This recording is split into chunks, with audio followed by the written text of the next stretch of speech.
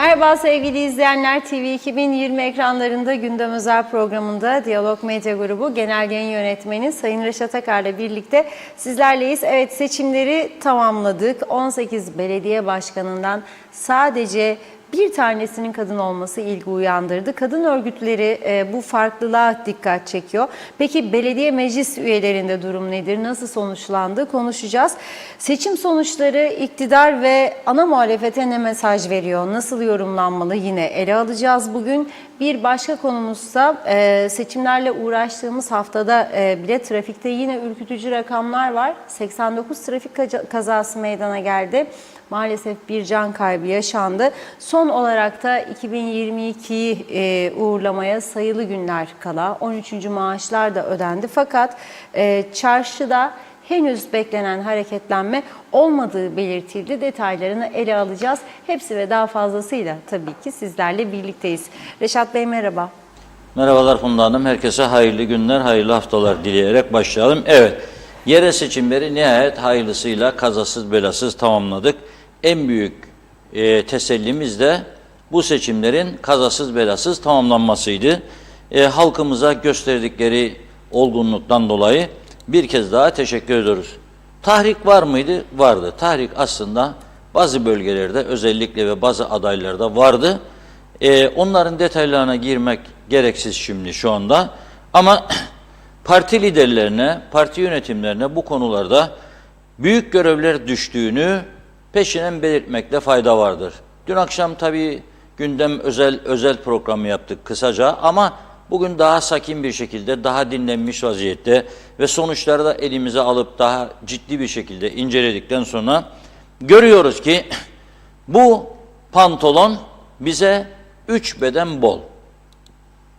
Bu gömlek bize 3 beden fazla. Bu ayakkabı bize 3 numara fazla. Ayak 42 ise 45 ayakkabı giyemezsin. Pantolon 36 ise 46-49 giyemezsin. Dökülüyor üzerinden. Çok büyük. Bundan bir ders çıkarmamız lazım ve bir şeyi de kabullenmemiz lazım.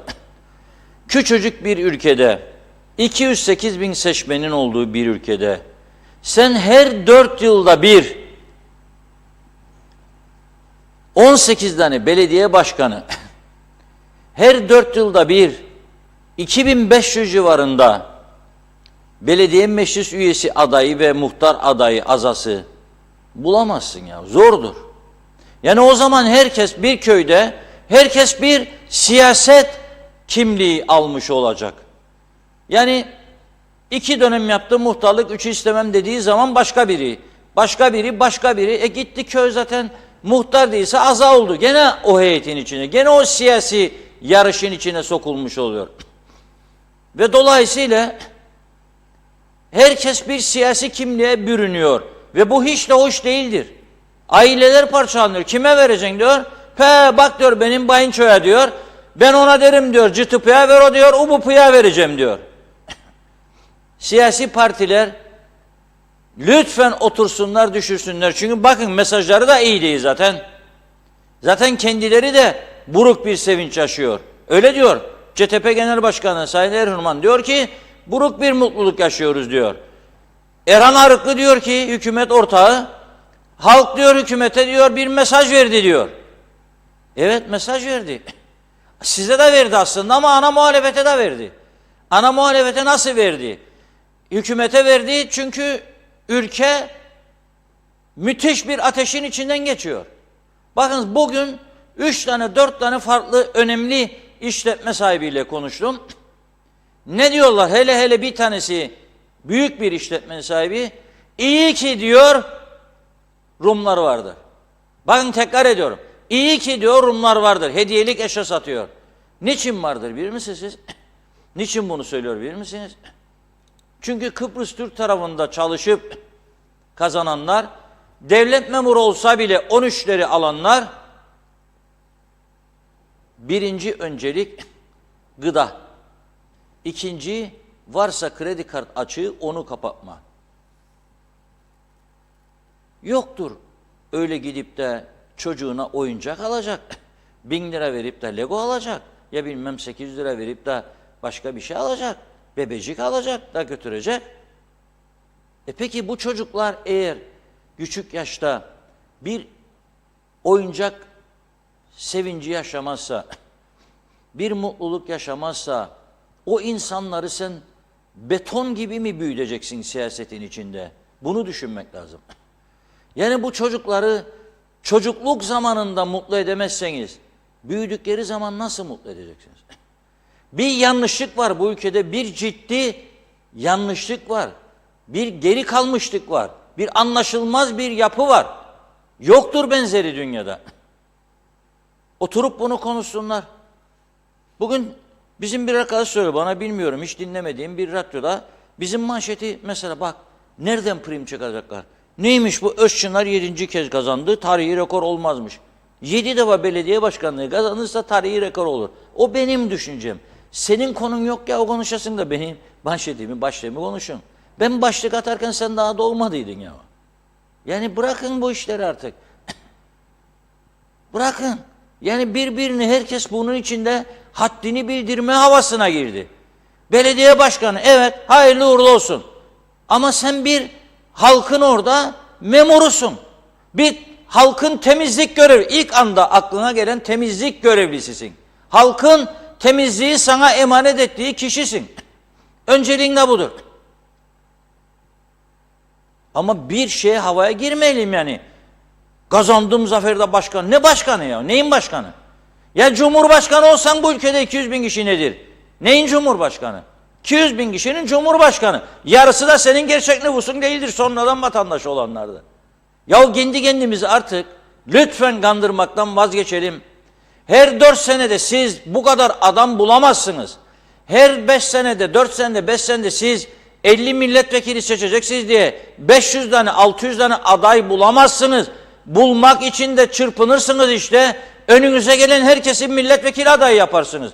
Ya onun da kalitesini bırakmadınız ve siz artık. Siz onun da kalitesini bırakmadınız. Doldurabilmek için 50'yi, aha göstereceğim kendine diyor. 50'yi gösteresin de sen yoldan geçen aday yapıyorsun herkesi. Siyasetin bir eğitimi, kültürü, dünya görgüsü yok mudur ya ama? Bu kadar basitleşti bu iş. Allah aşkına yapmayın. Müthiş bir çılgınlık. Bu defa da ne oluyor? Bu defa da meclise etkisi oluyor, yansıyor bunun. Meclis de verimsiz hale geliyor. Hükümet oluşumları da verimsizliğe dönüşüyor. Ve benim en büyük korkum nedir? Benim en büyük korkum, kesin ve kesinlikle inanıyorum ki, öncelikle şunu söyleyeyim. Bu Kıbrıs adası böyle kalmayacak. Yani bak, bunun tehlike olacak olsa bile ileride, yani gene birleşirlerse da bu iki toplum birbirine saldırmayacak mı, saldıracak da o olacak bu olacak. Saldıracağını bile bile de bütün dünya iki toplum birbirine ufak tefek olaylar olacak. Belki büyük olaylar olacak. Ama bu olacak, bu çözüm ya. Bunu önce bir kenara yazalım. Bizim elimizde değildir. Bizim elimizde değil. Bakın biz dün sandık başına giderken Rum basınında bir haber vardı. Hiç kimsenin dikkatini çektiğini düşünmüyorum ben. Bizde yoktur böyle bir bu konularla ilgilenecek adam. Mısır'ın diyor Lübnan'la imzaladığı anlaşma diyor Yunanistan'ı da köşeye sıkıştırıyor diyor. Çünkü artık bu doğal gaz meselesi bir numaralı çıkar meselesi haline geldi. Hele Rusya-Ukrayna savaşı nedeniyle Avrupa'nın doğal gaz ihtiyacı meselesiyle Mısır'ın çıkardığı gaz, İsrail'in çıkardığı gaz ve Güney Kıbrıs'tan çıkacak olan gaz, bunlar birleşecek ve bir şekilde Avrupa'ya ulaşacak. Ve bunun üzerine yönlenecek artık ülkelerin iç siyaset dengeleri. Yani Türkiye üzerinden bunu geçirmeyi taahhüt ettikleri anda Türkiye ile Kıbrıs konusunda daha kolay uzlaşacaklar. Ve Birleşmiş Milletler'in de geçen gün iki tarafa tavsiyesi Yunanistan ve Türkiye'ye o manada oldu. İki NATO üyesi ülkenin sorunları daha uzlaşıcı bir anlayışta ve daha diplomatik bir hareketle çözmeleri gerektiği mesajı verildi kendilerine. Yani 2 NATO üyesi ülke savaştırılacak değil demek istiyorlar. Müsaade etmeyiz demek istiyorlar. Aynen budur mesaj. Böyle gerilimden Yunanistan'a haddini bildirecekler bilmem ne, düşünmeyelim böyle bir şey. Dengeler çok değişmişti. Fransa'nın Charles de Gaulle savaş gemisi Kıbrıs açıklarındadır. Uçaklar, helikopterler kalkıp iniyor geminin üstünden. Keşif uçuşları yapıyorlar. Savaş istemeyiz. Bir uzlaşıya gidecek bu iş. Esas mesela beni bir vatandaş olarak ve bir Kıbrıslı Türk olarak düşündüren nedir bilir misiniz? Nasıl bu adamlarla aşık atacak biz çözüm olduktan sonra? Bırak eşik egemen falan filan meselesini. 1960 anlaşmalarındaki haklarımızı verdiklerini düşünelim. Yani 10 kişilik bakanlar kurulunda 3 tane bakan. Kimi koyacak ya biz Allah aşkına? Yani şimdi burada önümüze geleni yaparız. Niçin o yapar da ben yapamaz mıyım? O çalışma yaptı da ben yapamam. O turizm yaptı da ben yapamam. Yaparsınız tabii. Lafına yaparsınız. İşte 2 aydır broşür dağıtıyorlar. Bakanlar, bakmayanlar. Fakat bu tarafta ekonomi çöktü. Bana en mağaza sahibi diyor ki Rumlar gelmese kapatırım diyor. Siz de burada broşür dağıtıyorsunuz. Çak yapıyorsunuz. Sonra çak yaptığın adama veyahut da sana gölge gibi gezen merak etmedir. Bazıları artık şey de gösteriyor. Onu da söyleyeceğim. Polis bu konuda gözünü dört atsın da burası çok kötü bir şeye doğru gidiyor. Belindeki şeyi gösteriyor. Anlarsınız ne demek istediğimi. Yanındayım diyor. Yaşa be der o da. Nasıl o zaman sen benim kabul edilmez taleplerimi kabul etmeyeceksin sonra? Yaşa dedikten sonra belimdekini görerek, yani sana koruma da oldum orada, hatta merak etme çekerim falan rakibime. Rakibin de senin memleketlindir. Rakibin de en az senin kadar insandır. Rakibin de en az senin kadar hak sahibidir bu ülkede. Kim kime neyi gösteriyor? Ne için? Belediye başkanlığı ya belediye müşteri kazanacaksın diye.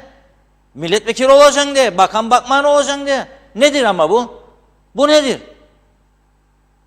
Vazgeçelim bundan. Birilerinin bizi bu çılgınlıktan durdurması lazım. Kesinlikle söylüyorum. 2 ay ne demek ya, bir ülkenin bakanı 2 ay gezecek, kapı kapı, köy köy, ev ev, dükkan dükkan bedecek, çak, al broşür, o da sana çakacak ondan sonra, ödemeyecek vergisini, gelecek senden olmayacak iş isteyecek. Çaktıydın mı diyecek, şimdi ben çakıyorum sana diyecek.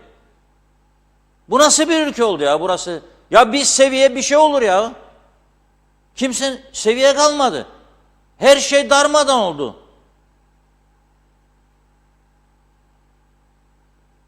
Tehditler de oldu. Sağa sola tehdit mesajları da gönderildi. Herkes kendine gelsin lütfen. Kendine gelsin. Bu şekilde olmaz. Yani bu artık bu belediye seçimleri de bitti. Şimdi parlamentonun bana göre birinci işi yarın bütçeyi görüşmeye başlayacaklarmış. Görüşsünler, bitirsinler. Olağanüstü toplantı çağrısı yapması lazım. Belki bu çağrıyı şu anda bağımsız olan belki Ayşegül Hanım veya belki Jale Hanım yapar, bilemem. Birinin ve ak koyun, kara koyun belli olsun. Olağanüstü çağrı nedir? 1. Siyasi partiler yasası değişecek, kendine çeki düzen verecek. 2. Seçim yasaları. Seçim yasaları. Arkadaş 5000 tane üyesi olmayan bir parti seçime katılamaz. Bitti bu iş. Bitti. 30 kişi toplayan partiyim diyor. 18 kişiyle kayıt yapıyorlarmış. Olmaz mı kardeşim? Olmaz. Hükümet ortaklarına diyor. Hükümet ortağı olmamanız lazım aslında. Siz bir parti olmanız lazım. UBP ile DEP'nin, YDP'nin ne farkı vardır? Soruyorum ben bütün vatandaşlarıma. Bu üç partinin birbirine ne farkı vardır sizce? İdeolojik olarak ne farkı vardır? Üçü de Vatan Millet Sakarya cephesinde. Üçü de İdare-i Maslahat cephesinde. Üçü de her meselede ana vatan, yavru vatanla arkasına saklanıp rakipleriyle savaşan. Üçü de eşit egemenci falan filan. Tabii bu da Ankara'ya bağlı. Ankara'nın derse ki farklı bir federasyon modelini görüşebiliriz diye hemen ona dönerler. Peki sola gelelim. Ne farkı vardı? Yani CTP, TDP veya TKP veya BKP. Aha BKP CTP'yi destekledi. CTP'den kopma değil miydi bu arkadaşlar? Maksimum 3 parti kaldırır bu küçük ülke. Maksimum. 3 parti. Cumhurbaşkanlığı eğer değiştirme niyeti yoksa başkanlık sistemine de korkar bazıları öcü. Ya 200 bin kişinin hem Cumhurbaşkanı o kendine göre 200, 250, 300 kişilik ekip kuruyor. Kim ödüyor bunun paralarını? Kim ödüyor? Biz ödüyoruz. O paralar bizden toplanan vergilerin paraları oraya gittiği için değil midir ki elektrik santralına bir filtre takamadılar 48 senede, 45 senede, 40 senede. O yüzden değil midir ki bize yol yapamıyorlar? Ana verirse parayı, ana yollarsa müteahhidi yapıyorlar, yollamasa yapılmıyor. O yüzden değil midir ki bizde yollar çok kötü durumda, park yok. Bir Luna Park'a hasret bir toplum, bir ülke olabilir mi ya? O yüzden değil midir ki insanlarımız bugün geçinemez durumda? O yüzden değil midir ki bizim hastanelerimiz harap vaziyette, dökülüyor. Doktor yok, bakıcı yok, ilaç yok. Bu yüzden işte. Allah sana 250 kişi Cumhurbaşkanlığı, Allah sana 250, 300, 400, 500 sayısını bilmiyorum. Belki de daha fazla başbakanlık. Allah her bakanlıkta 200, 300 kişi %75-80'i oturur ve bakanı bakmayın ne iş yaptığını bilmez memurunun. Bu yüzdendir. Neyik biz kimik ya o da bu kadar bir dağınıklık içinde. Seçim üstüne seçim, seçim üstüne seçim. Kurultay üstüne kurultay. Ya parti seçimi var, ya genel seçim var, ya cumhurbaşkanlığı seçimi var, ya ara seçim var, ya muhtar seçimi var, ya belediye seçimi var. Nedir be kardeşim bu? Ve bu kadar seçim yapıyoruz da ne düzeldi bu ülkede? Her şey daha kötüye gitmedi mi bu ülkede? Ne düzeldi? Hiçbir kentte doğru yürüyüş çalışan bir tane kanalizasyon ve arıtma tesisi yoktur. Hepsi yarım yamalak. Şimdi çok vaatlerde bulundular bize. Nasıl yapacaklar ben merak ediyorum. Hangi parayla? Neyle? Neyle? Hele o konvoy düzenleyenlere söylüyorum. Oturun oturduğunuz yerde saygılı ve sevgili olun, insanca hareket ediniz. Size ödenen vergiler bir ay dursa maaşlarını ödeyemezsiniz çalışanların. O insanlar size maaş ödeyebilmek için çırpınıyor.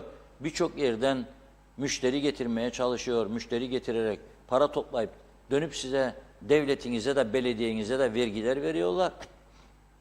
Ve mükafat olarak devamlı saldırı. Hiç kimse, hiç kimsenin siyasetini desteklemek zorunda değildir. Desteklemezse diye senin hakkın yoktur. Savaş ilan edesin sen bir taraflara. Ve söylüyorum, seçim yasası, siyasi partiler yasası hepsinin değişmesi lazım. Ceza yasaları hepsinin değişmesi lazım. Adamlar orada doğal gazı konuşuyor. Adamlar elektrik sıkıntısı yaşayabileceklerini bile bile Larnaka'daki, Dikella'daki elektrik santralının 9 ünitenin 6'sını durduruyorlar. Çalışan elektrik santralını durduruyor adamlar. Arıza yok, bir şey yok. Ve bizim kadar zehirlemiyor. Görünmez duman çıkıyormuş diye, çevreye zarar verilmiş insanlığa diye 6 tane üniteyi durduruyor. Biz de burada zehirledikçe zehirliyoruz. Sonra da yerel yönetim savaşı veriyoruz. Ne olacak sen hadi Teknecik bölgesindeki belediyeler nasıl durduracaksın zehirlenmesini insanların? Hadi çöpü aldın döktün çöp kamyonuna. Nasıl durduracaksın? Güngör çöplüğünün durumunu da unuttuk. O çöplük dolmuştur. Bitmiştir. Yangınlar çıktı. Şimdi yağmur, hava falan filan sıcak yok diye durdu yangınlar. 3 ay sonra gene göreceğiz yangınları oralarda. Ne var yeni projeniz, alternatifiniz? Ne vardır? Hiçbir şey. Bir çılgınlıktır gidiyor. Ben buradan çağrı yapıyorum tekrar. Ey meclis üyeleri, tarihi sorumluluğunuz vardır. İleride kendi vicdanınızla baş başa kalacaksınız.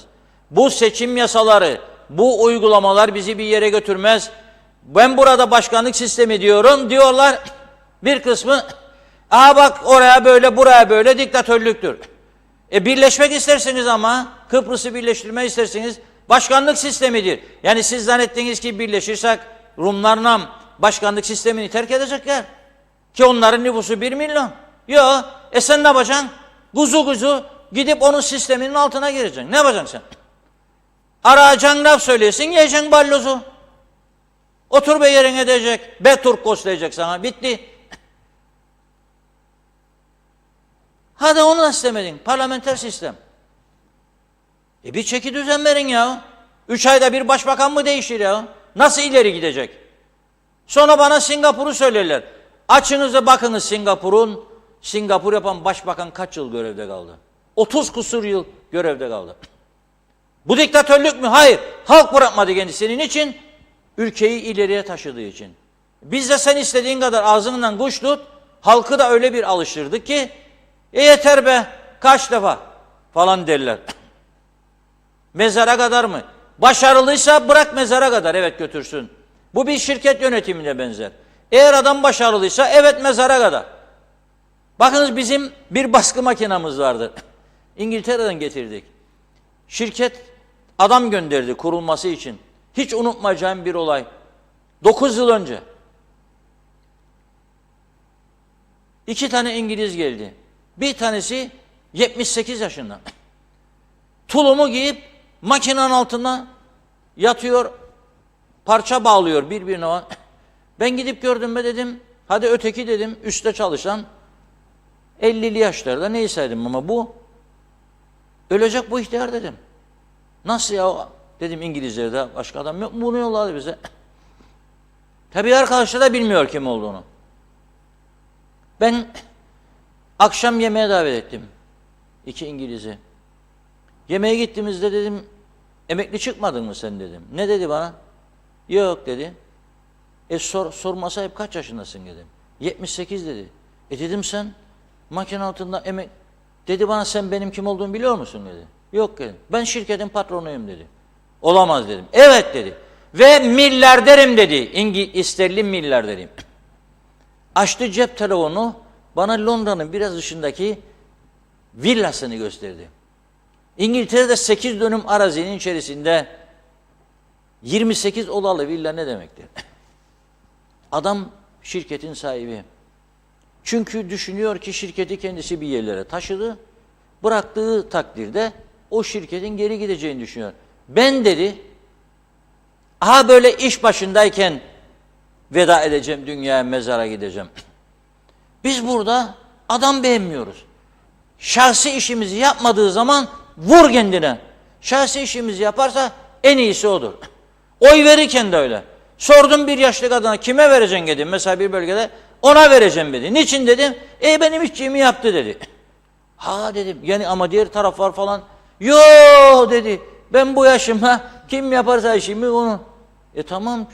Bu kültür bu seviyeye geldi bizim de. Kusura bakmayın. Neyse. Üzülmek yok. İleriyi düşünüp güzel şeyler planlamamız lazım. Tarihi sorumluluğu vardır Cumhuriyet Meclisi'ndeki arkadaşlarım. Ellerini vicdanlarına koysunlar. Kaldır Arap, endir Arap. Bu ülke bu hale geldi, gitmeyecek. Zaten halk da mesaj verdi.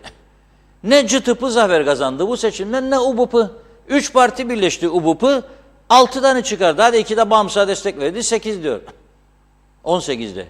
İktidar 13. maaşları da 10 gün önceden verdi. Buna rağmen olmuyor demek ki. CTP'de ülke batmış durumda. Böyle hür deyip 12 tanesini süpürmesi gerekirken o da 8'de kaldı. Onun da bir kısmı sevilen insanları koyduğu için. Bakınız, Girne'de Murat Şenkol'un kazanması iş dünyasıyla da ilişkilerinin iyi olmasıdır. Kendisinin bir özel sektörden gelmesidir. Genç ve verimli bir insan olmasıdır. Ben onun başarılı olacağına 2 yıldan beri inanan bir kişiyim. Diyalog gazetesinde haftada 1-2 yazılarını koyardım. O giden belediye başkanına da selam yolluyorum. Bundan sonraki yaşantısında dedikoducuk yapmasın. Toruncuklarıyla iyi geçinsin, o kadar. O kadar. Öyle dedikoducuklarla yönlendirmesin hayatını. Almıştır o mesajımı, ne söylediğimi anlıyor şimdi. Murat Şenkol, ben yazılarını okuyordum derdim. Bu arkadaş CTP'li değil herhalde derdim ya. Çünkü sırasında partisini eleştiren yazılarını okudum. Bazı mentaliteleri. O yüzden hak etti ve kazandı. Hak etti ve kazandı. Mausa'da da doktor sevilen bir insandır. Hak etti ve kazandı. Lefkoşa'da 2 milletvekiline halk cevap verdi. Biz sizi seçtik, parlamentoda olasınız diye. Yok ki parlamentoda koltuğu geçici durdurdunuz ki geri dönebilecek şekilde seçim sistemi de geldiğiniz belediye başkanı olasınız dedi. Onlara da verdi. Fakat kadın meselesine Kıbrıs Türk Girişimci Kadınlar Derneği bir açıklama gönderdi bana bugün. Bakın şöyle diyor. Seçim neticesinde 32 yıl sonra ilk kez kadın bir aday belediye başkanı seçildi. Bu sonuçtan duyduğumuz büyük bir mutluluğu belirtir. Büyükkonuk Mehmetçik Belediye Başkanı Fatma Çimen Tuğlu'yu, ki fotoğrafı vardır gelecek şimdi, tebrik ederiz. Fatma Çimen Tuğlu. Böyle eşiyle var galiba, öyle bir fotoğraf böyle. Ha, bu da köyden, Mehmetçik'ten. 18 belediyeden bir tanesini kazandı diye bir kadın mutluluk duymuş, kadın örgütü. Bence bu aslında, bu sonuç bile son derece üzücü. Ama nedir? 67 belediye başkan adayından sadece 6 tane kadın aday çıkarmışlardı. 67 belediye başkan adayından aslında 27'si kadın olmalıydı. 30'u kadınlar daha çok temizlik işiyle ilgilenir. Daha titiz olurlar. Daha güzel makyaj yaparlar. O noktaya gelmedik demek ki. Nüfusun öte yandan 61'i erkek, 6'sının kadın olması adayların diyor. Ve bu 6 adaydan tek kadın belediye başkanı seçilmesi ise şüphesiz üzerinde düşünülmesi gereken bir konudur. Aynen böyle. Nüfusun yarısını oluşturan kadınların karar alma mekanizmasında eşit şekilde yer almaması ile kadınların deneyimledikleri sorunlar ve bu sorunların sürekliliği arasında güçlü bir ilişki bulunmaktadır. Kadınların karar alma süreçlerinde eşit temsili ve katılımı sadece bir demokrasi gerekliliği değil, toplumun %50'sini oluşturan kadınların toplumsal yaşamdaki konumunun anlaşılması, iyileştirilmesi için toplumsal kalkınma yönelik bir zorunluluktur.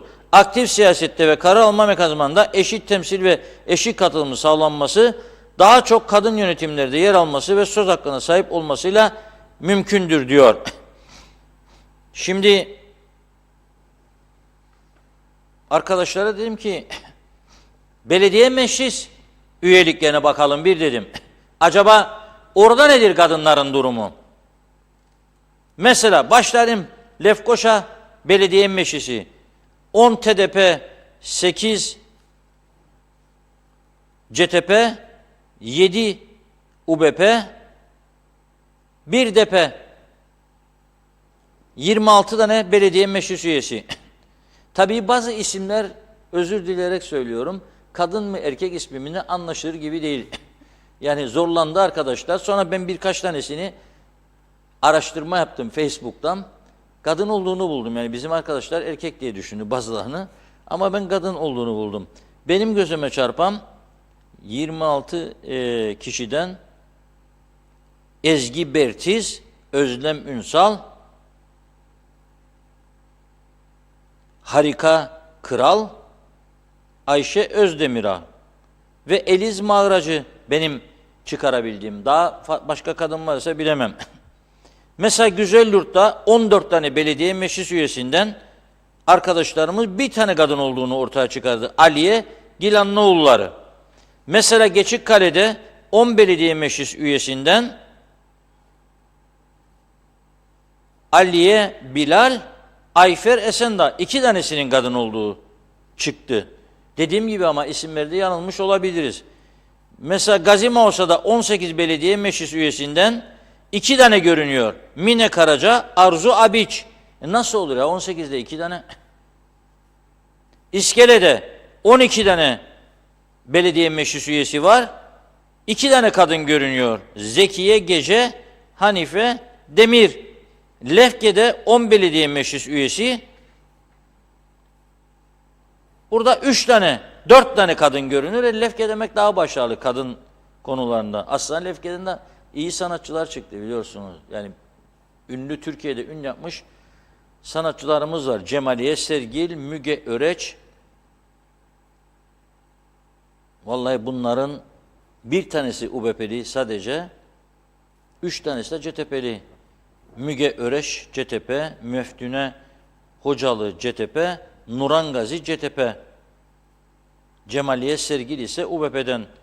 Alayköy, Gönyeli Alayköy 14 belediye meclis üyesi var. 4 tane kadın. Boğazım ıslansın diye bu arada zeytin çayımı içiyorum. Zeytin yaprağı çayı. Lapta Alsancak, Çamlıbel 14 belediye meclis üyesi var. UBP Sinem Kardana, UBP Sonay Akgüney, CTP Mürüde Beşok, CTP Ayten Safel. Girne 16 tane belediye meclis üyesi var. 3 tane kadın görüyorum. Burcu Başay Karakaya maşallah her seçim kazanır Burcu Hanım. Vardır bu işin bir hikmeti. Soracağım ben de. Bu sonraki seçim aday olacağım da soracağım. Burcu Başay Karakaya her seçim kazanıyor. Öyle değil mi? Siz biliyorsunuz Burcu Hanım çok başarılı. Evet, her seçim evet. mutlaka. Çok sevinirim. Ayşe Karagil, CTP, Hatice Aşık, UBP. Mehmetçik, Büyük Konuk, Belediye. 6 tane meclis üyesi varmış. UBP Belma Zornacı, gene UBP Aslı Ütenoğlu Avşar, 2 tane kadın. Erenköy Karpaz belediyeleri 10 belediye meclis üyesinden Canan Mimar, Pınar Körük, Pınar'ı da kutluyorum. Pınar bizim her halk meclisine gelen bir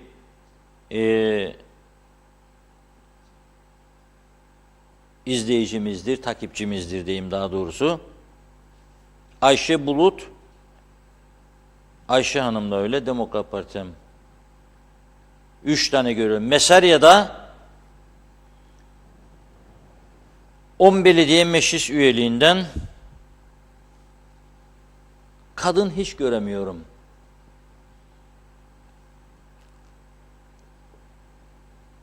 Yok, bir tane var. Emine Toto kesin hanımdır diye düşünüyorum. Arkadaşlarımızın gözünden kaçtı bu. Serap Şimşek herhalde o da hanımdır diye düşünüyorum. Evet. Çatalköy Esentepe 10 tane belediye meclis üyesinden bakıyorum.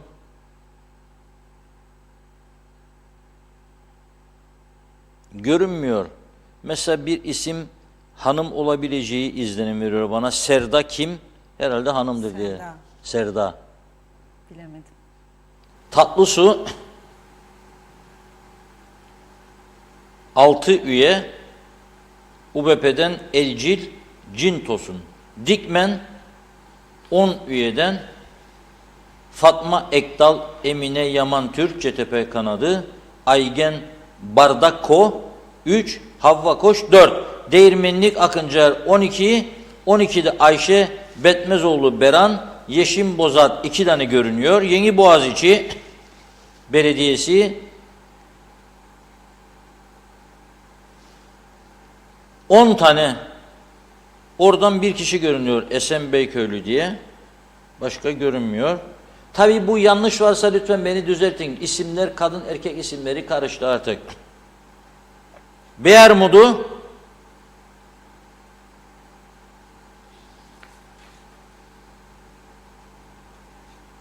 orada da hiç kadın görünmüyor. Görmedim yani. Şimdi Beyermudun'a geldim. Beyermudun'u UBP arkadaşlar bazen de dikkat etmek lazım bazı şeylere. İlker Edip benim sevdiğim ve güvendiğim belediye başkanlarından biriydi. Hatta zaman zaman partisinin yanlışlarını söyleyebilecek cesaretli bir arkadaştı. UBP ne yaptı?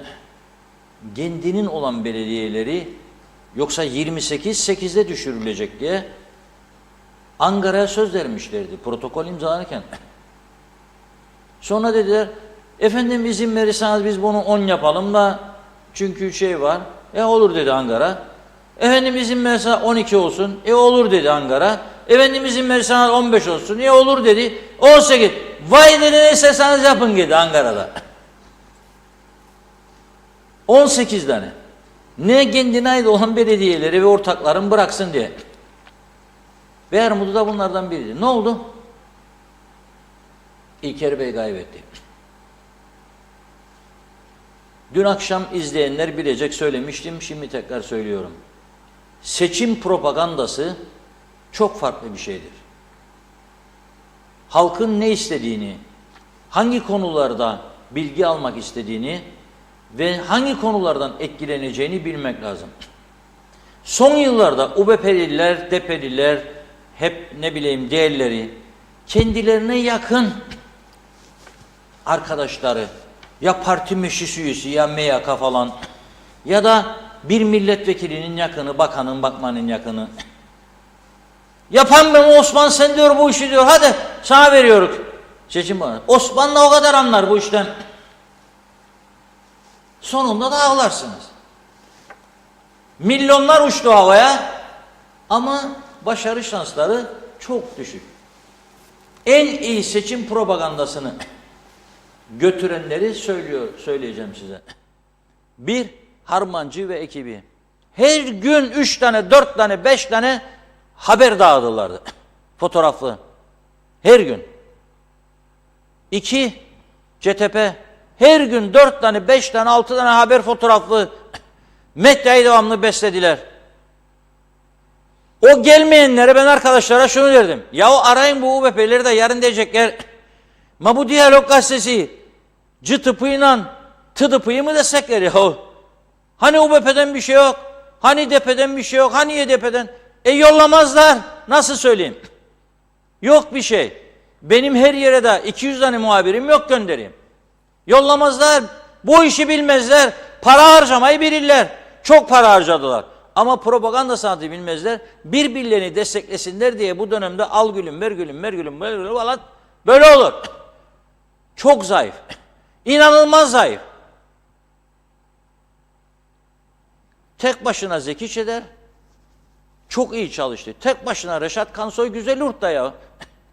Ya Güzelurt'ta bize zaferi kazanan şimdiki belediye başkanının ya 2 tane 3 tane bülteni geldi bize. Ya 5 tane. Reşat Kansoy haftalar öncesinde her gün 2, 3, 4 adını duyurdu en azından bilmeyenlere. Ya bu işi yapacaksanız ya tam yapacaksınız ya hiç. Profesyonel elle doğru dürüst yapmak lazım. Onun için üzülmek yok. Yeni sezona hazırlanalım. İsterseniz 2023'te de bir seçim yapar. Ne olacak? Başka yapacak iş yok zaten. Bütün devlet çarkı durmuş durumda. İş yok. Yapacak hiçbir şey yok. Gelin gezelim devlet dairelerine. Hepsi boştur.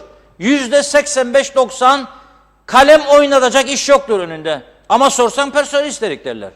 Hadi bakalım. Ama yoktur, yapacak işi yoktur. Şimdi bunlar çak sana, çak bana, çak sana, çak bana. Bakalım daha neler yapacaklar. Nasıl istihdamlar, nasıl bilmem neler bilmiyorum.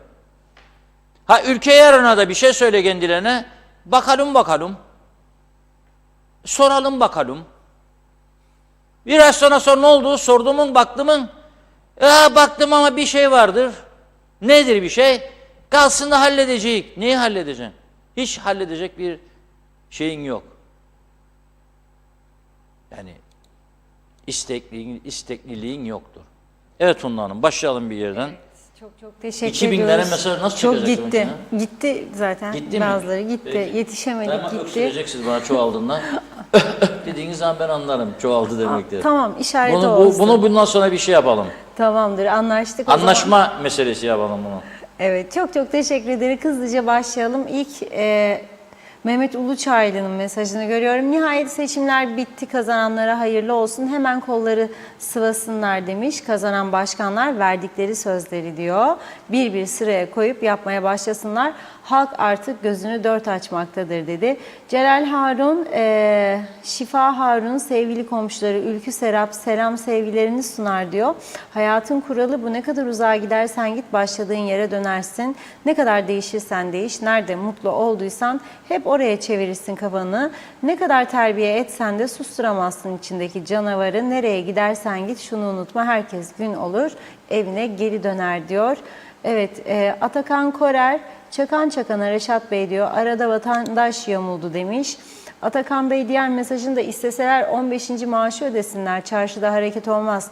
Daha uygun fiyatı olan market harici gidilecek yer yok vatandaş için demiş. Nilüfer Canova, çok doğru söylüyorsunuz Reşat Bey, kaba kuvvetle hiçbir şey olmaz. Dünyaya kulaklarımızı tıkayıp hiçbir yol kat edemeyiz. Mehmet Uluçaylı, böyle belini açarak gösterdiği nesneyi polis ihbarı sayıp harekete geçmeli. Burası Teksas mı demiş. Evet, Atakan Korer, 3 parti tek farkı hepsi başkan olup birer koltuk ister. Solda da aynı diyor. Ve Amerika'da 320 milyon insan 2 partiye oy verir. Bizim mentalitemizde olsa 500 partiyle seçime girmesi lazım.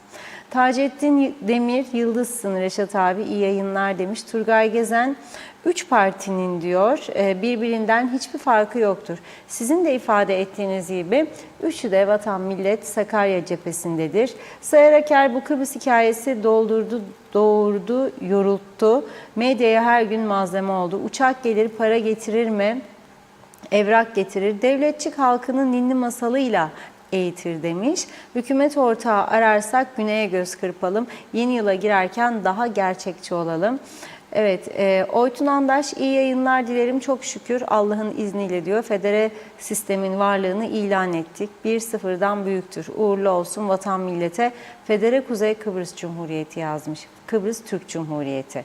Mehmet Uluçaylı, seçimde sayım yaparken aynı işlemleri 4 adet çizelgeye aktarıyoruz. Sonuçta hepsi birbirinin aynısı. Hem emek harcanıyor hem de kağıt masrafı oluyor. Artık siyasiler bu seçim sistemini de değiştirmeli. Ece Çelik, parti ve adaylık kriteri olmadığı için önüne gelen aday oluyor. Sonra kalkıp bizlerin sesi ve yöneticisi oluyor. Yok böyle bir sistem. Bir an önce seçim yasası değiştirilmelidir. Nokta dedi. Celal Harun, küçük Salih Ceylan'dan babaannesi Serap Ceylan'a sevgi ve saygıları sunar. Kalbi güzel insanlar, evinizde huzur, sofranızda bereket, sağlığınız daim olsun demiş Celal Bey. Erkan Kaya, Luna Park'a ihtiyacı bu ülkenin zaten büyük bir sirk var demiş. İhtiyacı yok diyor. Sirk var. Çoğu da ne yazık ki palyaço. Arada sırada bazıları çıkıp aslanın ağzına kafasını sokuyor. Evet. Erol Hasan Avustralya'dan selamlarını yolladı. Necdet Mavi Gözlü, Kuzey Kıbrıs Birleşik Afrika Pakistan Cumhuriyeti'nden hayırlı günler. Evet, bir anlaşma olursa 10 bakanın 3'ü Türk olacakmış dedi Reşat Bey. Oraya kimi göndereceğiz diye sordu. Ben olsam diyor, Töre'yi, Ertuğruloğlu'nu, bir de diyor Arıklı'yı gönderirim. Niye göndereceğim derseniz, çok milliyetçidirler ya, hani ya bayrağı indirmeyecekler, ezan sesini susturmayacaklar ya, çok kahramandırlar ya. Onun için diyor bu 3 milliyetçi kahramanı oraya bakan olarak gönderirdim. Görsünler bakalım bizim ne bakanlarımız varmış dedi. Evet, arada ekran donuyor. Malum çok fırtına var dışarıda sevgili izleyenler. Dolayısıyla hem internette hem TV'de aksamalar olabilir. Turhan Ömer Akbelen, seçimler bitti, elektrikler gitti, imdat yazmış. Ozanköy'den buruk selamlar. Bu çağda bu ne diyor? Rezalet, Allah yardımcımız olsun demiş. Turgay Gezen de aynı şekilde. Raif Toluk aynen dediğiniz gibi yazdı. Veli Baş hayırlı yayınlar diliyor. Ömer Bozkara Vezirler, hiç merak etmeyin Reşat Bey. Bu geçecek olan 4 yıl içerisinde Girne ve Mausa'ya seçilen başkanlar ayağa kaldırırsa 4 yıl sonra bu insanlar sırf partizanlık için gidip UBP'ye oy verip tekrardan batırmayı becerirler eminim demiş. Peter Hosna da diyor, internetten izliyorum sizi demiş. Velibaş, seçimler bitti, şimdi ne olacak siz bilirsiniz diyor. Zamlara devam mı acaba? Sayar Aker, her sene Kuzey Kıbrıs'ta birkaç seçim olursa medyada reklam paralarıyla biraz olsun etkilenir demiş. Bu güzel ülkeye seçimler yakışır.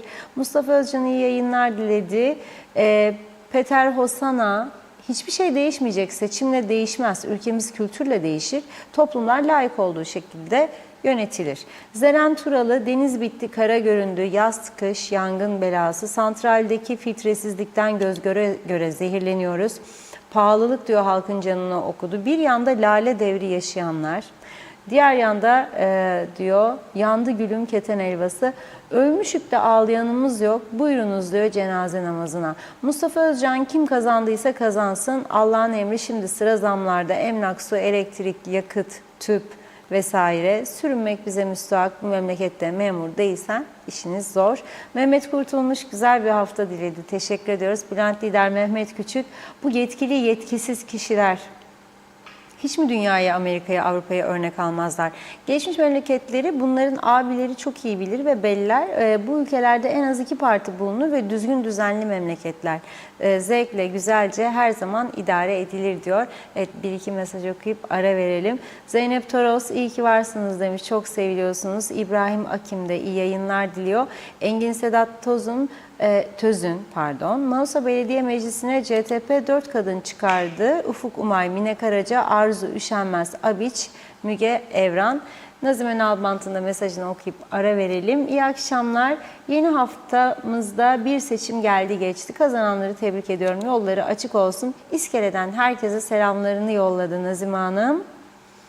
Erbay Aktuğ da iyi yayınlar demiş. Ali Terat Yılmaz da süpersin abi, zevkle izliyoruz sizi diyor. Şenol Tatlıcıoğlu da Ökkeş Mizan'da UBP tumba etti demiş. Lastik patladı. Erdal Yarkın da iyi akşamlar diledi. Dediğim gibi devam edeceğiz mesajlara. Daha var. Sözü Reşat Bey'e bırakalım. Buyurun. Evet, şimdi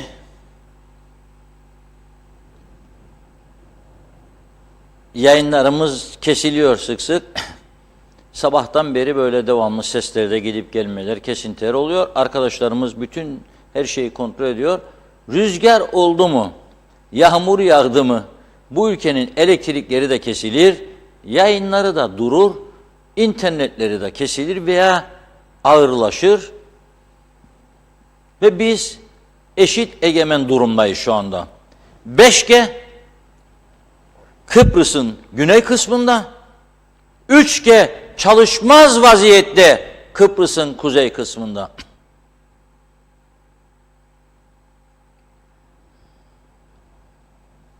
Zehir çıkarmayan santrallar kapatılıyor, az bir kirlilik yapıyor diye zehir çıkaranlar çalışıyor gümbür gümbür da buna rağmen yetmiyor bana.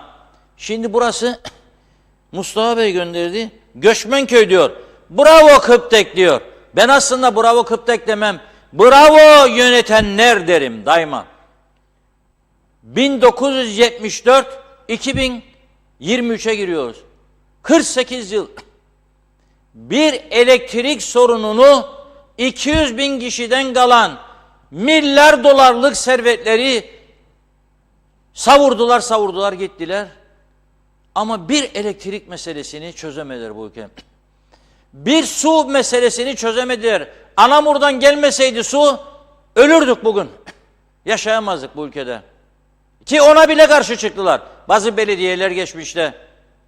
Bizimmiş şeyimizmiş gidecekmiş. Doğal kaynaklar Kıbrıs Türk halkının özgür bilmem nesi gibi. Bak bak bak bak bak bak. Ne edebiyatlar. Fakat bu edebiyatları çürütmesi gerekenler de sesini çıkaramıyor. Çünkü onların edebiyatı da bozuk. Çıkar mıkar, cep mep, talan, soygun, vurgun. Bu böyle bir duruma geldi. Cehaletin etkili olduğu bir sürece girdik. Onun için o belinde gösterene bir şey yapmazlar. Ve bravo yanımdasın la dediler üstelik. Ben daha etkilisini gördüm. Bu seçimde daha berbatını gördüm. Ne hale geldi ya benim güzel ülkem. Afrodit'in aşk adası silah cennetine döndü ya. Ve bundan gurur duymaya başladı. Benim siyasilerim bunların gölgesinde propaganda yapmaya başladı. Hizmet yerine terörist yetiştirir gibi bir düzen yarattılar. Bunun için de git göster kendine diyor. Haddini bildir diyor. Ne olacak bu iş?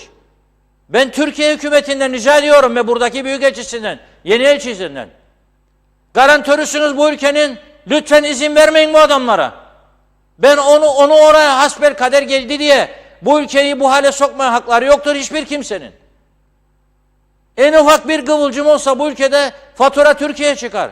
Lütfen bu adamları uyarınız, siz uyarınız. En etkili güç sizin uyarınızdır. Çünkü birçok meselede sizin adınızı kullanıyorlar. Türkiye böyle istedi diyorlar. Elçilik böyle istedi diyorlar. Ben bunun böyle olmadığını biliyorum. Yüzünüze tamam kardeşim destekleriz kardeşim diyebilirler. Ama gerçek durum bu değildir biliyorum. Türkiye buranın kötülüğünü mü istiyor? Bu kadar para akıtıyor. Bu kadar asker bulunduruyor burada. Her yanlış faturası Türkiye'ye çıkıyor. Türkiye niye buranın kötülüğünü istesin? Ama iş yapmasını bilmeyenler sorumluluğu bir sorun olduğu mu Türkiye'ye yüklüyorlar. Yanlış bir şeydir. Bizim yayınlarımızda durma bizim teknolojimizden değildir. Maalesef ve maalesef 10 tane televizyona uydu parası ödemeyi marifet sayardı bir eski arkadaş. Ama şimdi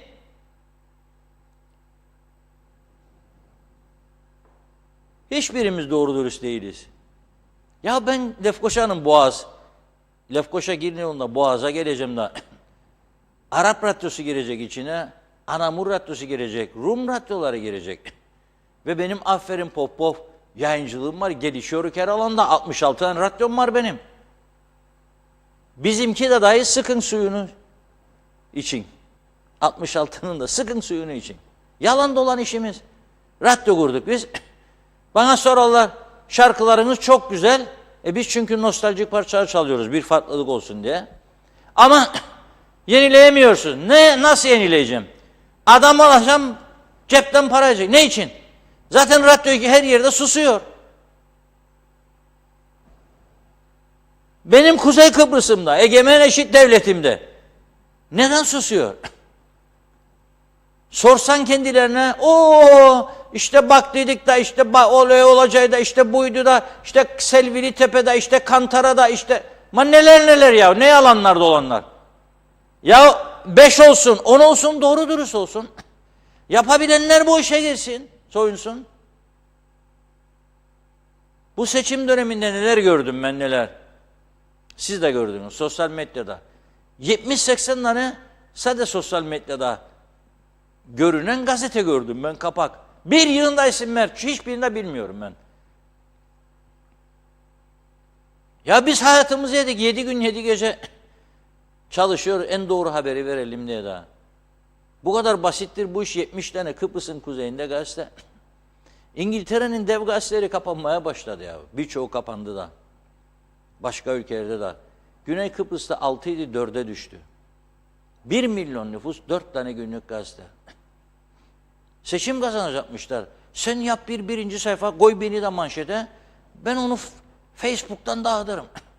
Da zafer kazanacağım. Zafer vuracağım kendine göreceğim. Hepsi de kaybetti.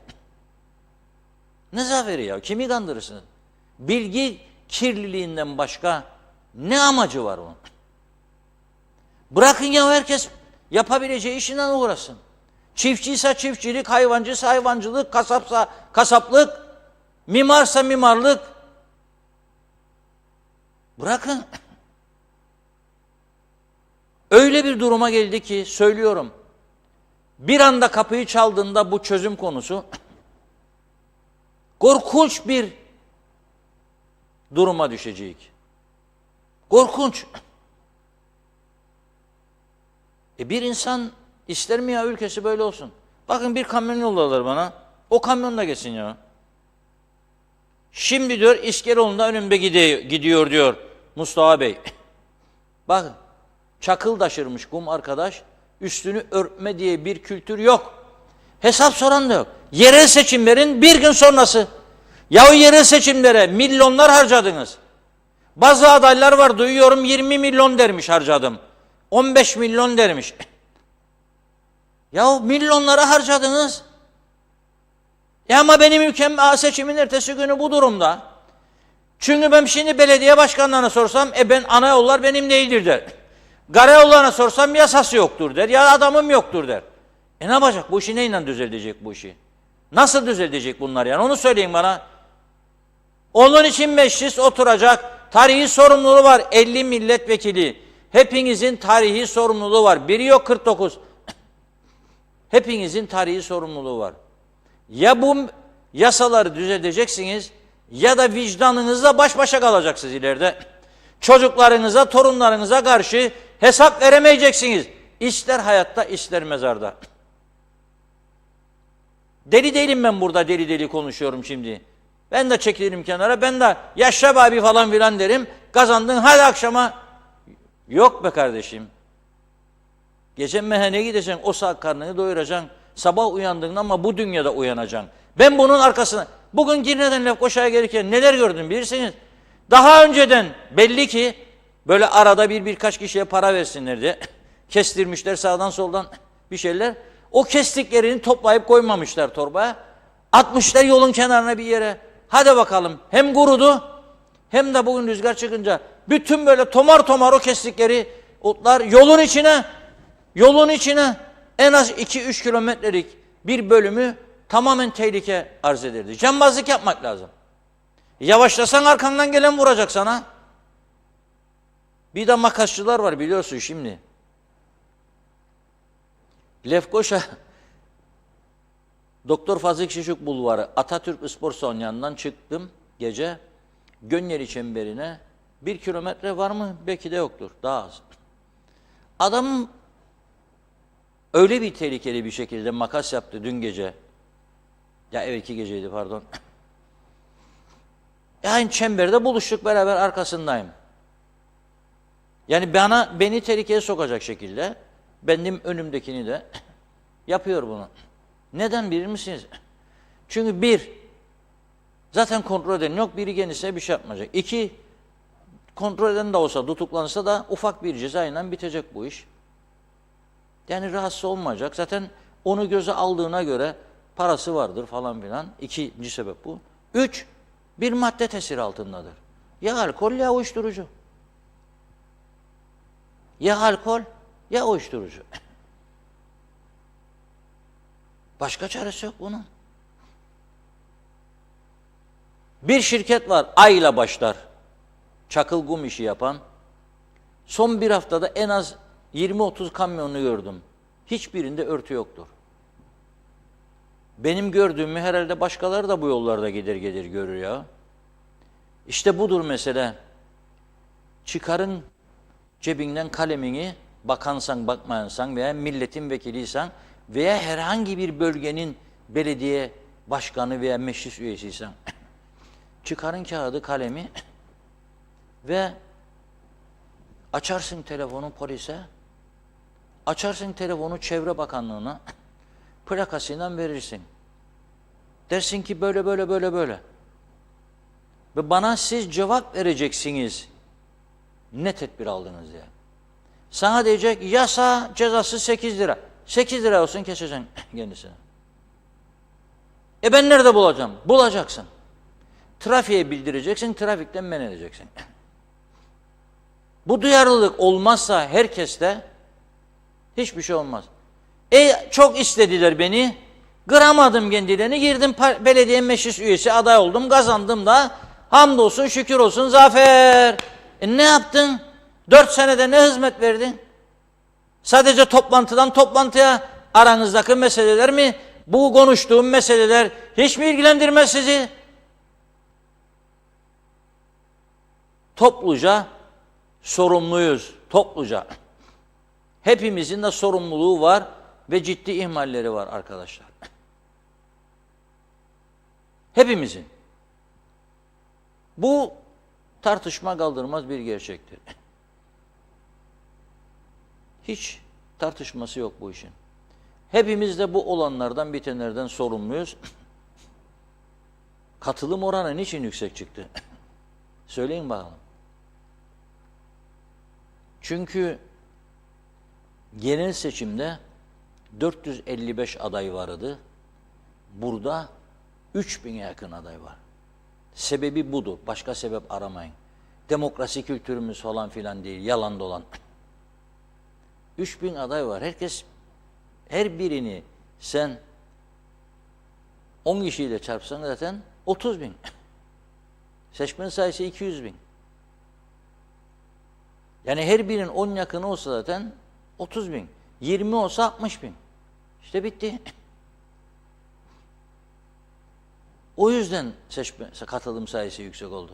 Yok ki demokrasi inancımızda da, yok ki en iyisini getirmek için çalıştık, çabaladık da, yok. Bazı bölgelerde parti baskıları, faşizan baskılar ön plana çıktı. En demokratik tahmin ettiğim arkadaşlar bile, duydum ha, ona destek verdin sen, ondan yanasın, not ettim ha, diyecek noktaya geldi bu seçimlerde. Ya not etsen ne olacak? Olduğun gibi ateş olsan ne olacak? Zarar vereceksin genç bir insana. Ben sana 1000 misli vereceğim zarar sonra. Bu noktaya mı geliyorum? Bu mu istediğiniz? Bir toplumun küçücük bir toplumun birbirine kırdırılması mı istediğiniz? Ama öte taraftan kapılarınız adam yok çalıştıracak. Kapıları genişletemiyorsunuz. Paranın aktığı yer bu mudur sizin vatan sevginiz? Bu mudur insanlık sevginiz? Bakın söylüyorum size adı bende gizli kalsın. Hele bir tanesi. Sadece Romlu Reşat Bey dedi bana bugün müşteriler. Ezici bir çoğunluk. Yoktur eskisi gibi gelsin. Bardacık alsın, fincancık alsın, oyuncacık alsın, şudur budur. Nerede verecek ya? 1000 lira Lego alacak çocuğuna. Pratik zekasını geliştirsinmiş. Nasıl alacak? Hangi parayla verecek? Bir de zaten 200'e mal ettiğimizi 1000'e satma becerimiz var. Göstericik. Porsche aldık. Mercedes aldık. Hem de en büyüğünden. Onu gösterecek. Yol yok. Lastikler parçalanıyor her 2'de 1. Mesela Sayın Harmancı'yı kutlarım. Gerçekten kutluyorum. Ama sözümü de saklamam. Seçimden önce de söyledim, şimdi de söylüyorum. Lefkoşa korkunç bir durum var. Çok kötü. Hele bizim bu bulunduğumuz sanayi bölgesi rezalet, pislik yuvası, veremhane, dünyada benzeri olmayan bir pislik yuvası. Yollar her taraf çukur. Son bir yılda 3 tane lastik değiştim ben arabama. Hamiköy kavşağına gidin, oralara bakın. Deniz taşları, gaya taşları döktüler yeşillik yerine. Yıllarca trafik adacıklarında taşlar boyanmadı. Pislikten görünmez. En işlek caddesi Lefkoşa'da Doktor Fazıl Küçük Bulvarı, törenlerin yapıldığı alan, trafik ikaz işaretleri hep silinir. Törenden törene 15 Kasım, 29 Ekim, 30 Ağustos boyarlar. O da sulu boyadan boyanır. 3 gün 4 gün sonra törenin bittiğinin bir gün sonra 2 gün sonra gene yoktur çizgiler. Ama 600-650 çalışanın maaşını ödedim diyor. Birinci avantajı oradan oldu. Birinci avantaj. İkinci avantajı da milletvekili aday göstermesi. UBUP'ının da CTP'ının da. Halk buna tepki gösterdi çok. Ne adı? Ben size seçtim parlamentoda, sen geldin.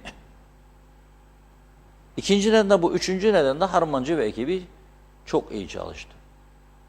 Hasta, yaşlı insanlar var ya, Allah rahmet eylesin benim anneme de giderlerdi. Sağ olsun belediye derdi annem. Ne için anne derdim. Gel der bugün şekerimi ölç der. Gel der tansiyonumu ölç der. Şimdi yaşlı insanlar bunu seviyor. O zaten çokluk sokağa çıkmaz ya. Yolunun ne durumda olduğunun farkında değil. Tansiyon ölçülür mü? Değdim elime. Allah razı olsun evlatçığım. Oyun senindir. This is TRNC. Forever. Yoktur benzeri. Aramayın bulamazsınız. Aramayın bulamazsınız. Yahu bir laf söyleyeceğim belki bazı arayacak ama rahmetlik Arif Hoca'nın kulaklarını çınlatmak istedim bugün.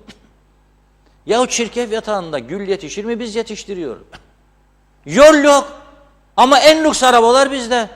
Rumlarda her 100 arabada bir tane belki Mercedes ya BMW görürüm.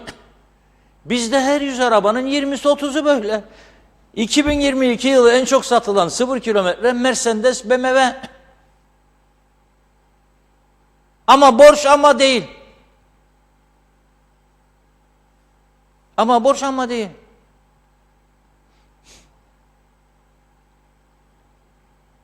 Evet durum bu noktadadır. Çok üzgünüm ama artık daha belirgin bir şekilde bazı şeyleri konuşmak zorundayız.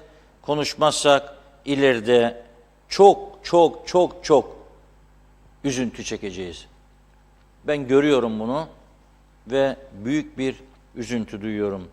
13. maçları hiç konuşamadık. Nereye gitti bu paralar acaba?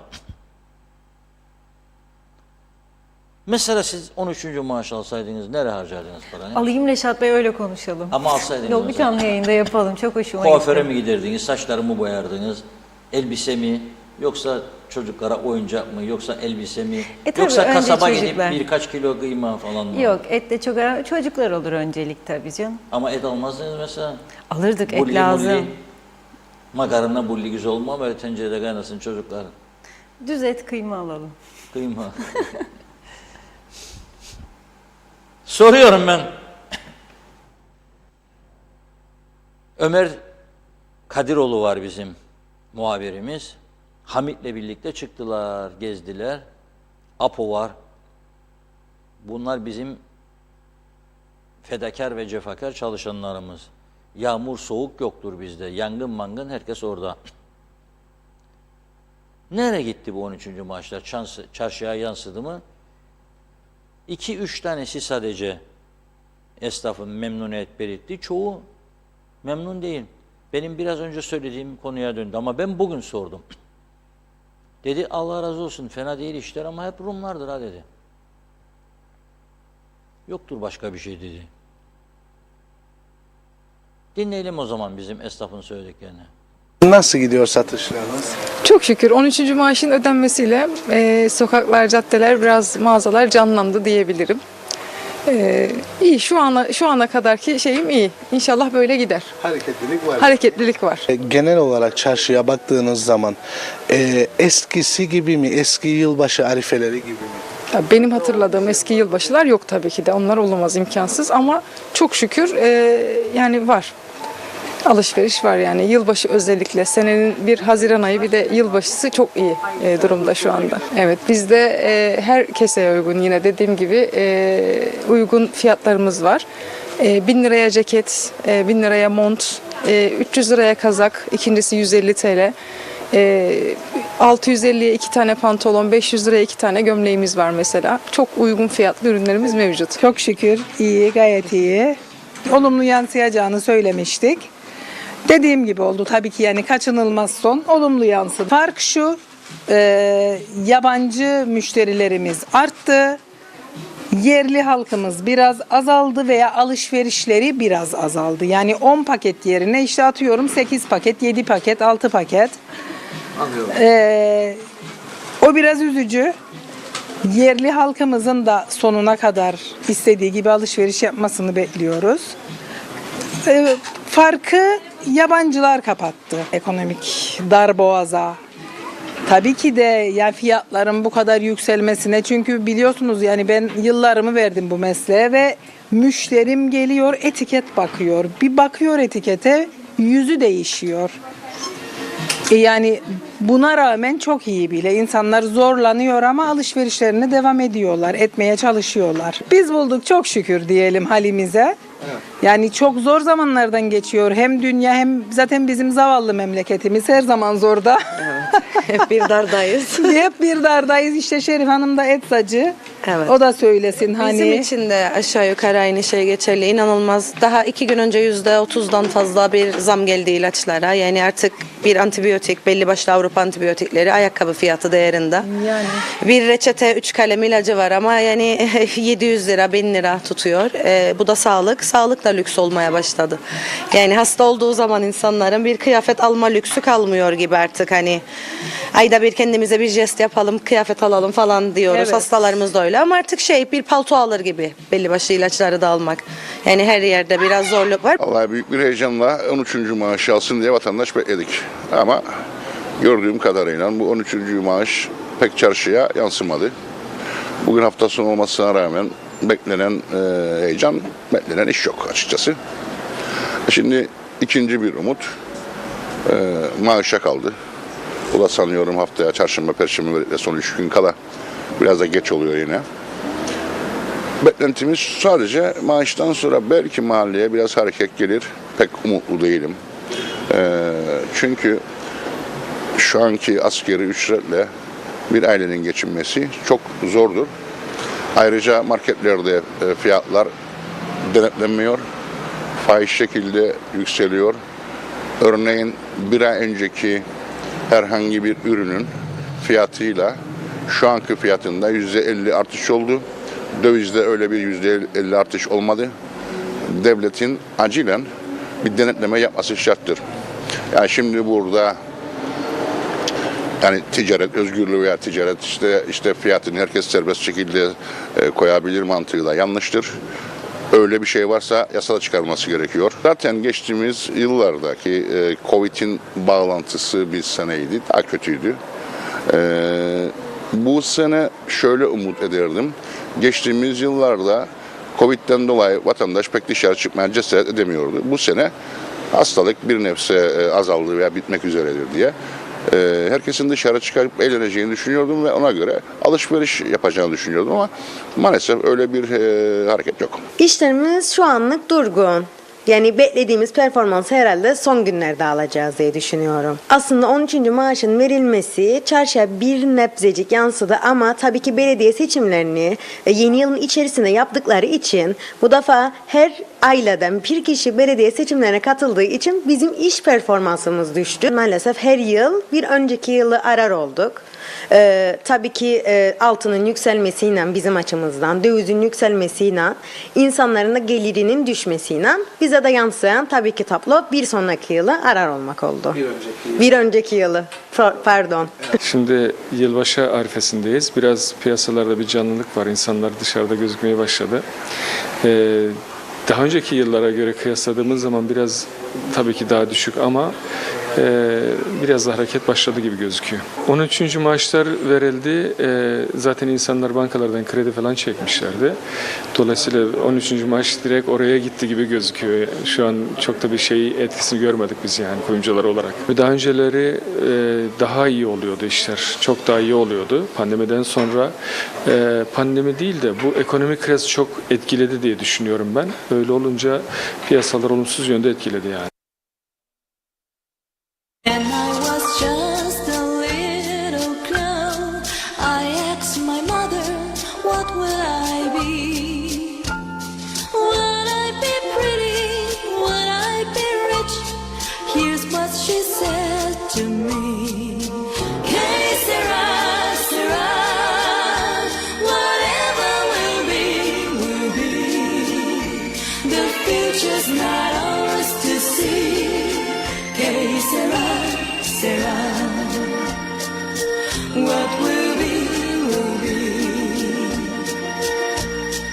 When I grew up and fell in love, I asked my sweetheart, what likes I have? Will we have rainbows day after day? Here was my sweetheart say, que sera, sera, whatever will be, will be.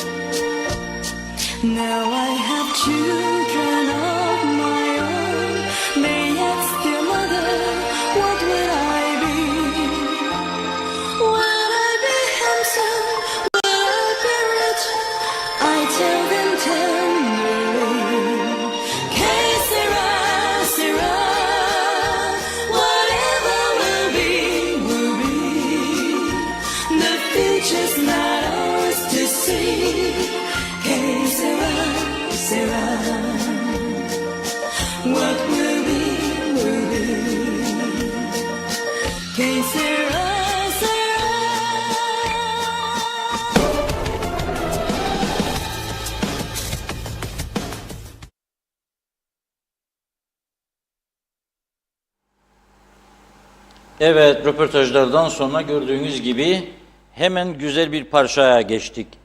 Yani arkasına bağladı ki şarkımızı sizlere sunmuş olalım. Beğendiğinizi umuyorum. Her gün böyle bir farklı şarkı dinlemeye devam edeceğiz. Hep böyle gerilim olmaz. Biraz da güzellikleri paylaşmamız lazım. İnşallah hükümet bu hafta içerisinde maaşları da öder de insanlar biraz mutluluk duyar. Bu hafta içinde maaşların ödenmesi bekleniyor. 1. Asgari ücretin belirlenmesi bekleniyor. 2. Türkiye biliyorsunuz neti 8.500'e çıkardı net. Bizde 8.600'dür. Hayat pahalılığı en az %50 daha yüksektir Türkiye'ye göre burada. Onun için şimdi bakalım gözler hükümete çevrildi.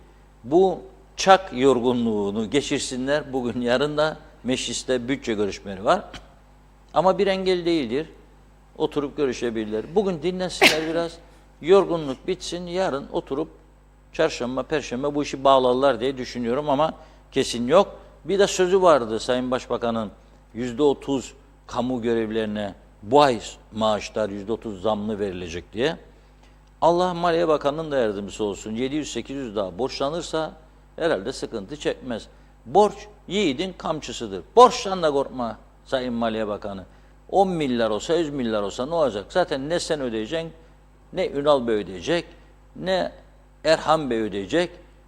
Hiç kimse ödemeyecek. Ben de ödemeyeceğim. Kim ödeyecek? Biri ödeyecek. Sarı cizmeli Mehmet Ağa bir gün öder bu hesabı. Ana vatan sağ olsun, ana vatan. Orada da paralar gidiyor. Müthiş. Trilyonlar. O trilyonların içerisinde yavru vatan Kıbrıs için helal olsun yavrularım deyip verecek. Bu kadar zaman vermediğim zaten. Ana vatan bizi parasız bırakmaz. Şarkı biz mi söyleyelim yoksa mesaj mı söyleyelim? Mesajlara biraz daha vaktimiz var mı? Mesajları şarkı söyleyerek okuyayım ben. Biraz sonra mı gidelim? Olur, biraz sonra güzel olur. bir konumuz var. Şimdi Evet. ben şuna bakarım. Bir ülkede can ve mal güvenliği var mıdır? Tamam, sınırlarımız bekleniyor. Allah razı olsun. Askerler dimdik ayakta. Biz de Anadolu çocukları beklediği sınırların içerisinde dünyada benzeri görülmemiş bir demokrasicilik oyunu oynarık. Ne iş yapıyorsunuz beyefendi? Milletvekiliyim. Çok güzel. Ne iş yapıyorsunuz? Falan bakanlıktan müsteşarım, müdürüm, danışmanım. Çok güzel. Ne iş yapıyorsunuz? Vallahi bizi kestiler, Kıbrıs'tan öyle bir laf var. Doğradılar beni diyor, kestiler. Kim kesti oğlum seni? İktidara geldi bu UPP. Biz de tıdıpılıyık ya, cıtıpılıyık. Doğradılar bizi. Nasıl doğradılar? Yolladılar eve. Oturun alın para. Alırdık, Allah razı olsun. 45-50 falan. Otur, yan gel yat Osman. Ödüyor birisi. Bu bizim demokrasicilik oyunlarımız. Böyle batırdık burayı. Ne iş yapıyorsun? Belediye meclis üyesi. Ne iş yapıyorsun? Müdürlükte aldılar bizi görevden, kızağa çekildik. Ne olacak bu işin sonu? Herkeste bir kartvizit var artık. Bir makam var. Herkeste bir makam arabası var. Cumhurbaşkanı, müsteşarları, müdürleri var. Başbakan var. Korumalar var. Bütün bakanlarda var. Meclis başkanı yardımcısı var. Kaymakamlar var. Sayıştay, Ombudsman, Başsavcılık, Yüksek Mahkeme var. Belediye başkanları var. Allah versin canım. Daha çok olsun. Öneriyorum. 18 belediyeyi beğenmedim ben bu seçim. 28'i ne yaptınız da 18'e çektiniz? Bir sonraki sefere 58, 68, 78 yürüyün de korkmayın. Milletvekillerin sayısı da böyle bizim gibi bir eşit egemene yakışmaz. Kaçtır Rumların? 55 mi? Bizim 550 olması lazım. Öyle bir tokat yiyecek ki ancak kendine gelebilir. 550 karşına. Toplantıları da öneriyorum burada. Ayda bir, öyle haftada 2 gün nutuk çekme. Ay olmaz olmaz. Ayda bir otursunlar, maaş günü o da. Gelip orada dağıtsınlar bunlara çeklerini. Vatan ve milletin hizmetindeyiz diyerek bir defa daha her ay bir de ant içsinler. Çıksınlar gitsinler. Vatan ve milletin hizmetinde. Kamyonlardan topraklar, çakıllar dökülecek. Onlar vatan ve milletin hizmetinde olduğunu söyleyecek. Elektrikler gidecek gece, soğuk bu gece fırtına, kış gecesi. Onlar vatan ve milletin hizmetinde olmaya devam edecek. Teknecik seyilecek, devam tamamdır falan filan anlaşılmıştır bu iş. Problem değil. Yollar çökmüş bir şey değil. 74 öncesindeki durumumuzu düşünün. Şimdi en azından bir devletimiz var değil mi yani? Katliamlar falan durdu. Katliamlar durdu da Ringo cenneti oldu burası. Bir haftada 89 tane trafik kazası olmuş. Son bir haftada bir tane de ölüm var.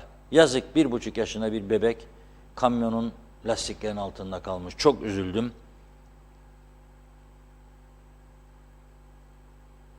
Polis basın subaylığının 19 Aralık 25 Aralık tarihlerini kapsayan süre içindeki açıklamasına göre 89 trafik kazası, 24 kişi yaralandı, bir can kaybı, 2 milyon 424 bin lirada maddi hasar meydana gelmiş.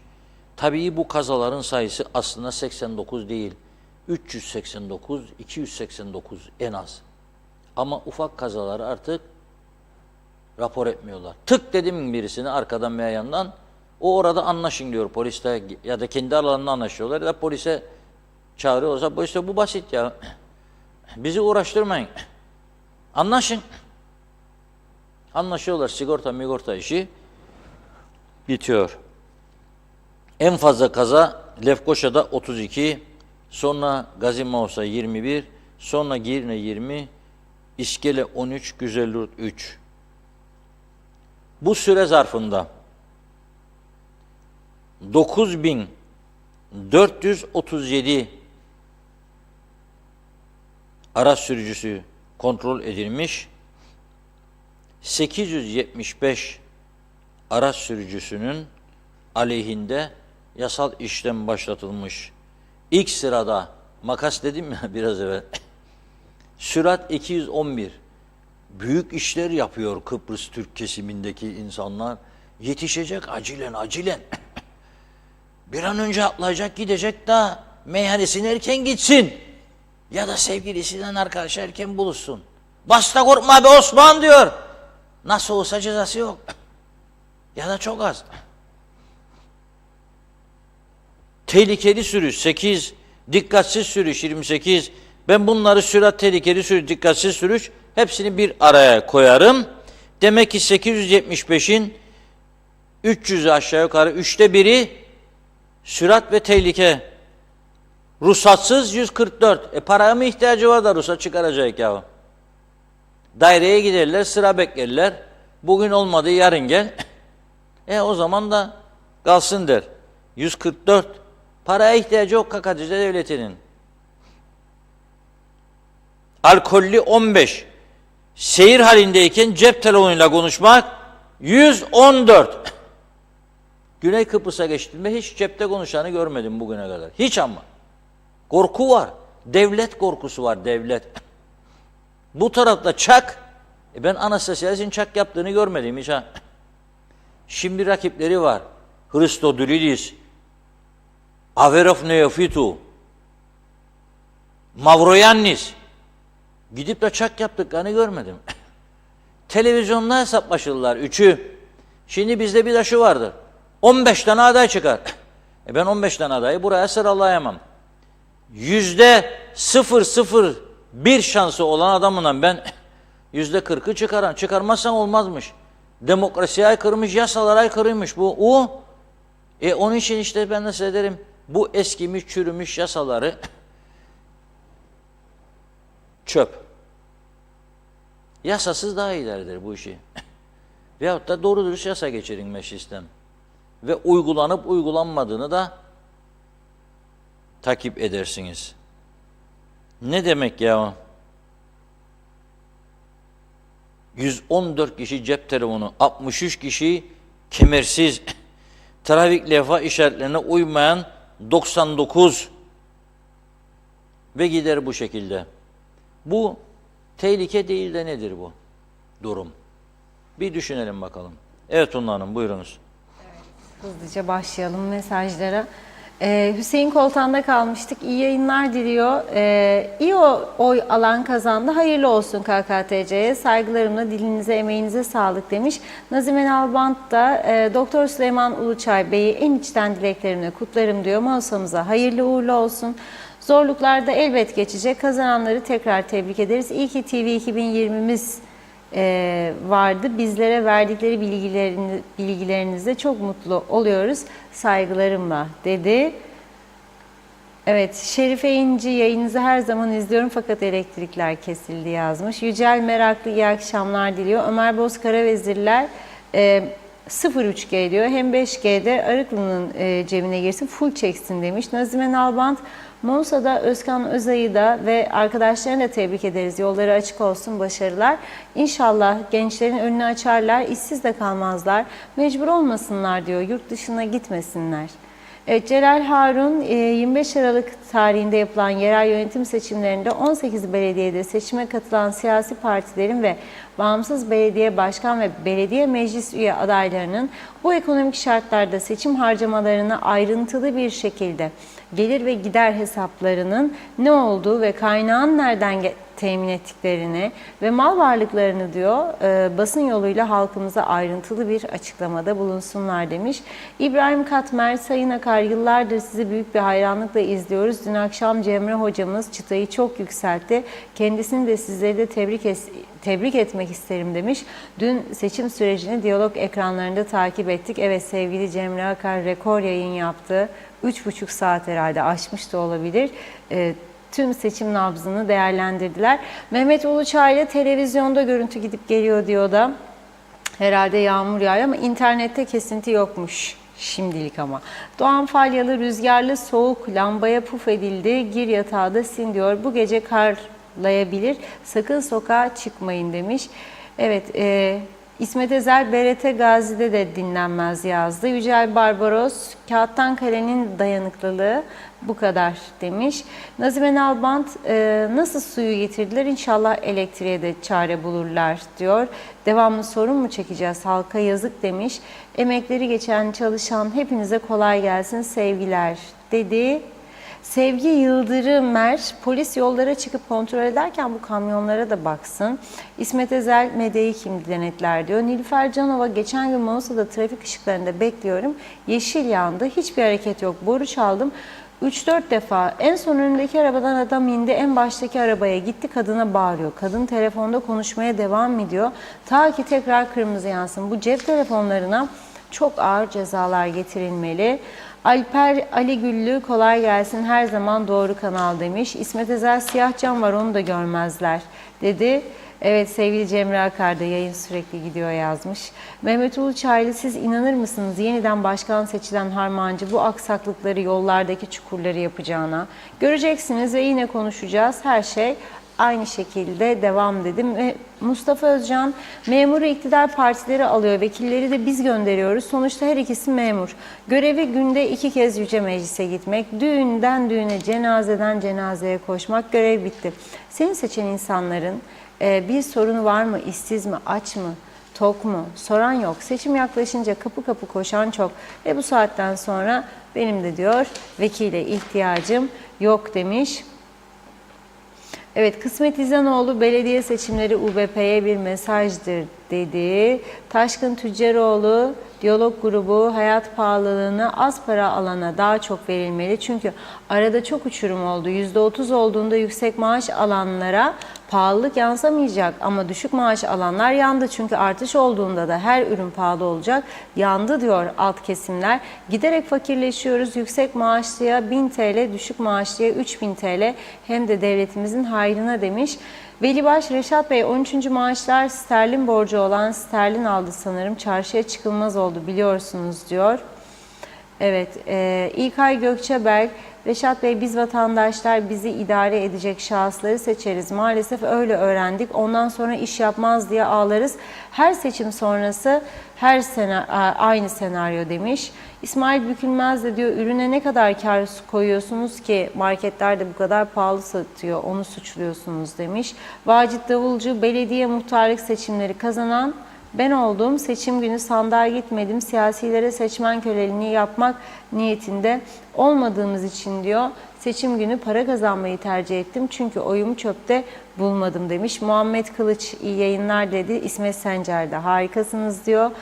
Doğan Falyalı 12. ayın son haftası sıkıla sıkıla sürünerek maraz ve dertle gönderiyoruz 2022'yi. Bir fayda görmemişiz. 2023'te beklenti yüksek. Seçimi de bitirdik. Yüksek katılımlı oy kullanıldı. Belki oyu alanlar kendilerine, çevrelerine değil diyor. Genele eşit hizmet verirler. Hiç ümidim yok ama demiş. Belki olur. Celal Harun diğer belediyeler 13. maaşı aldı diyor. Lapta Belediyesi'nde sıkıntı yaşanmış. Emine Çağlar, Minareli Köy'de biraz rüzgar ve elektrikler yine gitti. Bu kadar olmaz artık dedi. Evet, Necdet Mavi Gözlü, Reşat Bey diyor. Çok önemli mesaj. Siz de bir jest yapıp personele 13. maaşı veriniz demiş. Allah versin Diyalog Gazetesi lider, tirajı en yüksek gazete. Personel de bu yılbaşı bayram yapsın. Borç yiğidin kamçısıdır diyor. Gerekirse siz de borçlanın demiş. Benden bugünlük bu kadar diyor Necdet Bey. Cemre Akar, bu gece yine elektriksiziz. 2 bebekle elektrik yok, nasıl ısınacağız, nasıl süt sağacağız? Bu kadar ilkellik olamaz. Elektrik ve internet olmayan bir ülkede 2023'e giriyoruz. Dünya üzerinde DNA klonlamaya çalışıyor. Biz diyor 1752'de icat edilen elektriğe ulaşamıyoruz. Çok üzücü demiş. Hakan Üçok da diyor ki seçimde kazananlara hayırlı uğurlu olsun. Ülkemiz için, ülkesi için inşallah hizmet yaparlar dedi. Biz teşekkür ederiz sevgili Cemre. Emeğine sağlık. İsmet Ezel, bugün Yüce Meclis oldu mu dedi. Son mesaj galiba. Ali Uslu. Hayırlı programlar demiş. Özellikle şoför okullarına çok iş düşüyor bence. Ben müzisyenim. Geceleri gidip geliyorum yollarda. Ne sinyal veren var, ne saygı diyor. Lütfen şoför okulları bunlara dikkat etsin demiş. Son mesaj Hakan Üçok yetişti. 2023 zamları bizi bekliyor diyor Hakan Bey. Evet, çok teşekkür ediyoruz. Sözü Reşat Bey'e bırakıyorum. Buyurun. Evet, ben de çok teşekkür ediyorum. Bugün haftanın ilk günü ağırlıklı olarak seçim sonuçlarını değerlendirdik. Daha doğrusu seçimlerden sonra hepimizin, halkın beklentisini dile getirdik. Belediyelerden hizmet bekliyoruz. Unutulmasın ki hiçbir kimse ne kadar güçlü olursa olsun gücünü insanlara karşı şiddet veya saygısızlık yoluyla gösterme hakkına sahip değildir. Hele siyaset makamındaysanız herkese saygılı olmak zorundasınız.